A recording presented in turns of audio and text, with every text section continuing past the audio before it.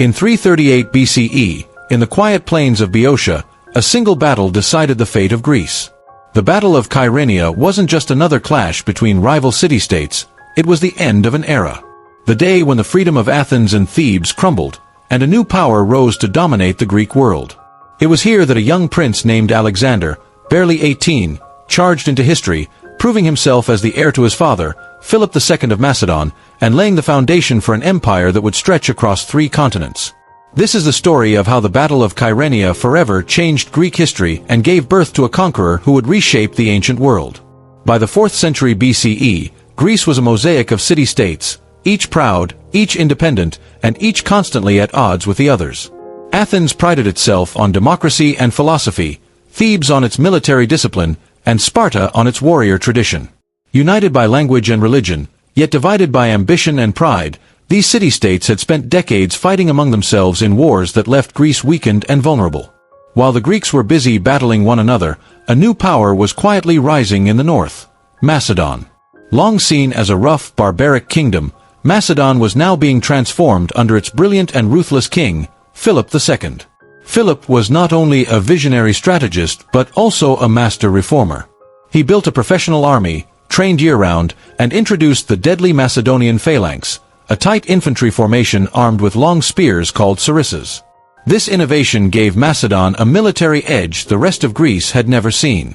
By the time the city-states realized the threat, it was already too late. Philip began to expand southward, conquering territories and bringing one Greek city after another under Macedonian control. Fearing the loss of their freedom, Athens and Thebes, 2 longtime rivals, set aside their differences and formed an alliance to stop Philip's advance. Together, they raised a large army, experienced, motivated, and determined to protect the independence of Greece. Philip, however, had one more advantage: his son. Alexander, only 18 years old, had been trained by the philosopher Aristotle, and had already proven himself in minor campaigns. Philip gave him command of the Macedonian left flank, a bold move that would test the young prince's courage and leadership. On a summer morning in 338 BCE, the 2 armies met near the small town of Chaeronea. The Greek alliance positioned itself confidently. Athens held the left flank, Thebes the right, including their elite warriors, the Sacred Band, an undefeated unit of 300 soldiers famed for their courage and unity. Philip commanded the Macedonian right, facing the Athenians. Across the field, Alexander led the left against the Thebans. As the battle began, waves of soldiers clashed, shields slammed, spears pierced, and chaos reigned. But Philip's strategy was pure genius. Pretending to fall back, he feigned a retreat, drawing the Athenian army forward and breaking their formation. Believing victory was near, the Athenians advanced, right into a trap. At that very moment, Alexander saw his chance. Leading the companion cavalry, he launched a thunderous charge against the Theban Sacred Band. The clash was brutal, spear met shield, horse met man. But Alexander's ferocity and discipline shattered the Theban line. The Sacred Band fought to the last man, refusing to surrender.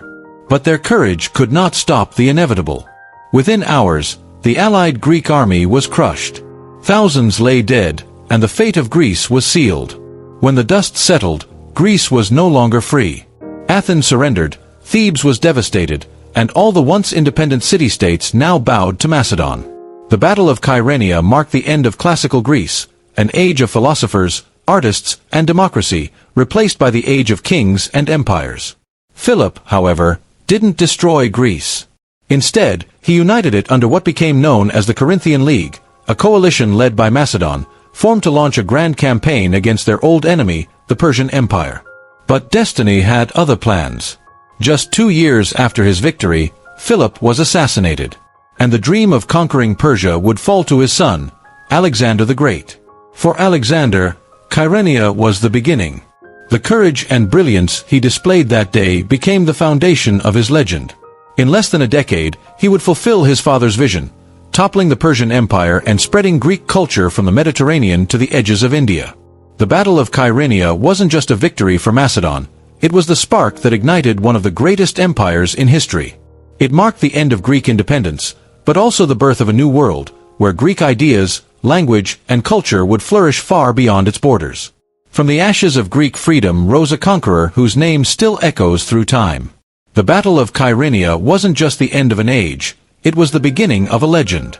If you enjoyed this story of ancient history, don't forget to like, subscribe, and turn on notifications, because history is never truly forgotten, it just waits to be rediscovered.